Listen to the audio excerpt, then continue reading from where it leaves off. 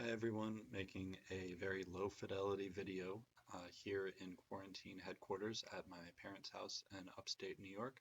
But I'm making this because I saw the news today that tcgplayer is unionizing their warehouse in upstate New York. And I saw that the response from the Magic community has been really, really positive on this, which is great. It's really amazing to see Magic players stand by the workers that make make magic happen and that they actually give us the cards that we need to play the game.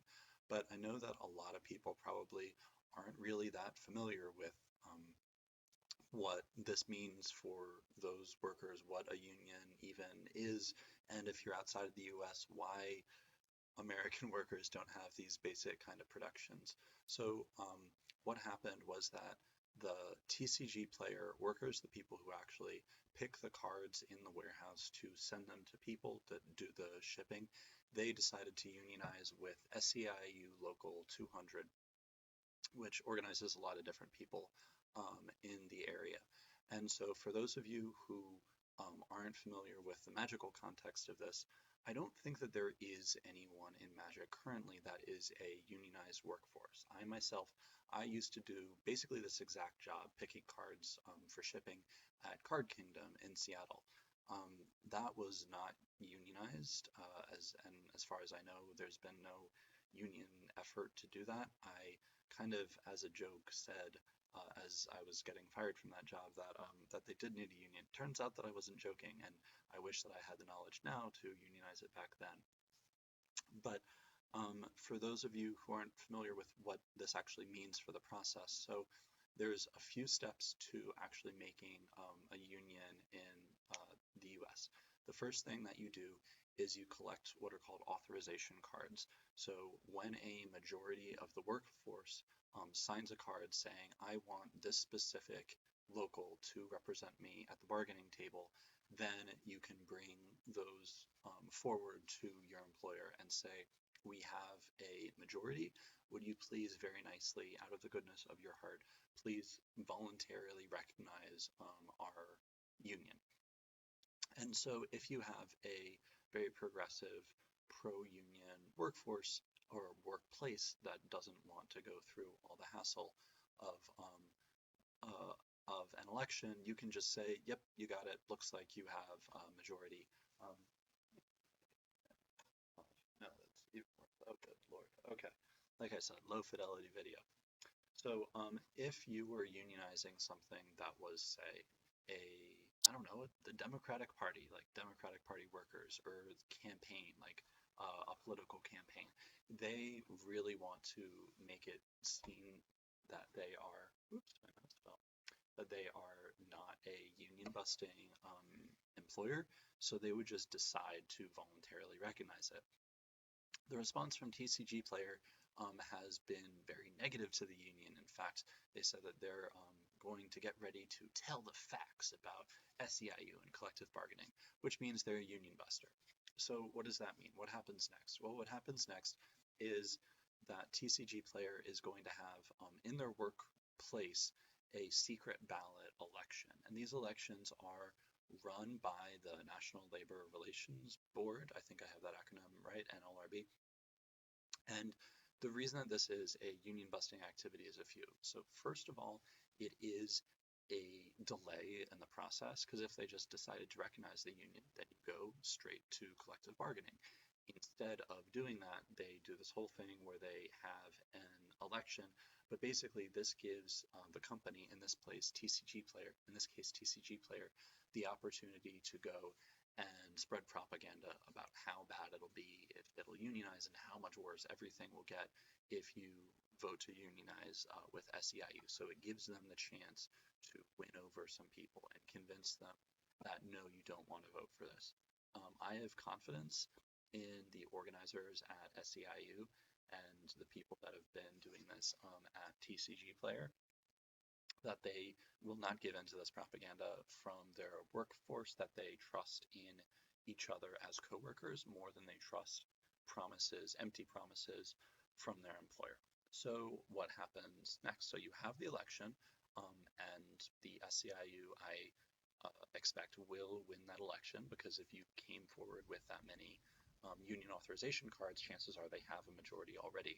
So they just need to have people not go back on that and not vote against the union after they decided to authorize it.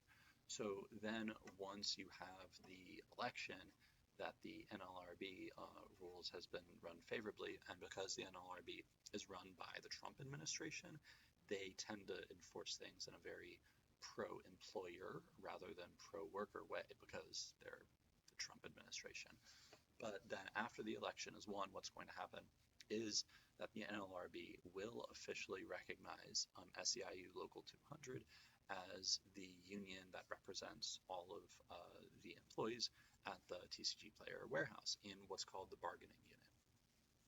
And this is, if you're not familiar with unions at all, it is important to separate what we call workers with management, or everything above that. So basically, depending on a workforce, a specific workplace, and I'm not that familiar with this specific one, I don't have any insider info at tcgplayer, but basically, if you take like the card picking as an example, the people that are actually going through and shipping the orders and picking the orders, maybe even the people that are grading the cards that are receiving inventory, which is what I used to do for Card Kingdom, chances are all those people would be in the union. Basically, if you're someone that clocks in hourly and you don't have supervisory authority over anyone else, and you certainly don't have hiring, firing power over anyone else, all those people will be in the union.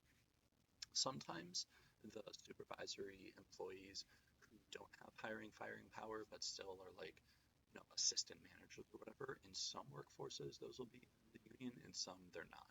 But this doesn't mean, for those of you who don't know, this doesn't mean that like your boss is necessarily in your union. Usually the workers are the unionized ones, and then everyone above them is not in that because they're carrying out orders from management, so it'd be kind of a conflict there. And so then what will happen is they'll have this collective bargaining where instead of just going to your boss and saying like, hey, I think you should give me a raise, or I think you should give me better health care, and they're like, nah, I don't see why I should do that. Instead, they will be legally required to sit down at the bargaining table with a representative of SEIU Local 200 who bargains on behalf of all the workers in the workplace. And they come up with a CBA, which is a collective bargaining agreement, which is a legal document that both sides agree to. Usually takes a while, but it covers all the rules for how much you get paid when you get raises. Usually it covers your benefits, including your health care, the vacation and sick days that you get. Everything like that is a collective bargaining agreement. It'll also have what's called a grievance procedure. So say that your boss forces you to work an hour off the clock or something. Obviously, that's not allowed. And in a normal workplace, you wouldn't have like any recourse to do that. But what's cool about unions, another thing that's cool about unions, is that then you can file a grievance with someone with a union, and they will escalate that and get it fixed. And so there actually is a procedure if something in the contract is violated to get it fixed so that the worker doesn't lose out. That's something that happened to me. So one of the ways I learned about union stuff was I was a shop steward, and when I was working at AT&T, I was organized with CWA, Communication Workers of America. And so I got fired illegally because I was filing my absences under FMLA, like I was doing the paperwork, and they fired me for bad attendance anyway. You can't do that. That's illegal. But in a normal workplace, it's like, well, what are you going to do about it? You're going to sue us? Maybe you'll get something 3 years later. No. But because we had a collective bargaining agreement where that wasn't allowed, there was a procedure where I filed a grievance, and they went through arbitration on my behalf and got me my job back and a settlement for it without I never set foot in a courtroom. So that's another great thing about unions. And basically what you're looking at here is just in general what's happening with this not voluntarily recognizing the union. It means that tcgplayer thinks that its workers are stupid. It thinks that they're going to look at the prospect of bargaining for better healthcare because it looks like the healthcare for these TCG player workers has been cut, better pay because it sounds like their pay has been cut, better working conditions because it sounds like their work has been accelerated. And it's just going to look at those and be like, hey, don't you just trust us to fix this stuff without anyone arguing on your behalf? So that's really what they're trying to do here. There are a lot of people that I've seen asking, um, what should we as Magic players do? Should we boycott TCG player because they are not voluntarily recognizing the union?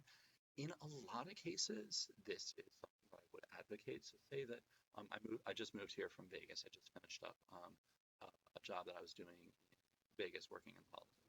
And there, say that there was a hotel that decided, or a casino, that decided not to voluntarily recognize their union. Well, then you would just go to a different unionized hotel.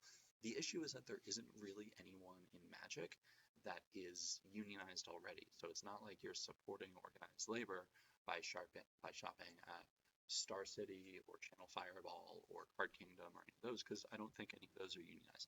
Please, this is one thing that you can do. If there is a unionized workforce of people that sell and ship Magic cards, please let me know. Let me know in the comments to this, and then everyone should be supporting that. However, what we should be doing is letting TCG player know that they need to voluntarily recognize this union. And if they continue doing union busting activities, we are going to make this look very, very bad for them. But we also need to let them know that there is a reward. For example, me personally, if I was buying Magic cards and there was a unionized workforce that was selling them and no one else was, I would only buy from the unionized workforce, full stop. I would absolutely support the company that has an organized labor an organized labor doing that. The thing that I would really advocate doing is talk to people that you know about unions. Talk to them about TCG player and what TCG player is doing to try to stop this union. Talk to people once we start, going back to the card shop after this quarantine. Talk to people in your card shop about like, hey, did you see that TCG player is unionizing? Have you thought about doing this? Talk to people in your own workplace. I know that a lot of people watching this, you're probably working from home, so you're like, I don't really have a workplace. You're still like talking with your coworkers all the time, so you can talk to them about what unionizing would do for you. Chances are, if you're watching this, I know that a lot of like more techie people, you're working as a programmer, you're working as a graphic designer, whatever. These people can unionize also. There's no reason that as a programmer that you shouldn't have a union. The thing I think of is like fast food workers. They need a union just to get like $15 an hour. But professional athletes, even if they're making $15 million an hour, they still need a union too to get them those wages in the first place. Like professional athletes didn't magically start making that much money. They bargained for it. They bargained for profit sharing from all of these professional sports leagues. And if they hadn't had those unions, you'd think that professional athletes would still be making $10 million. No, it was because people like in the 40s, 50s, 60s that they organized together and they had leverage and they demanded it. So if you're a programmer, doesn't matter if you're making $200,000 a year doing that, or if you're a janitor cleaning up after those programmers and you're making $25,000 a year. Either way, you need a union. You need to talk to your coworkers about bargaining. Some ones that to look into. So SEIU is the one that's organizing this. They are one of the most powerful unions in the country. I've heard great things about Unite here.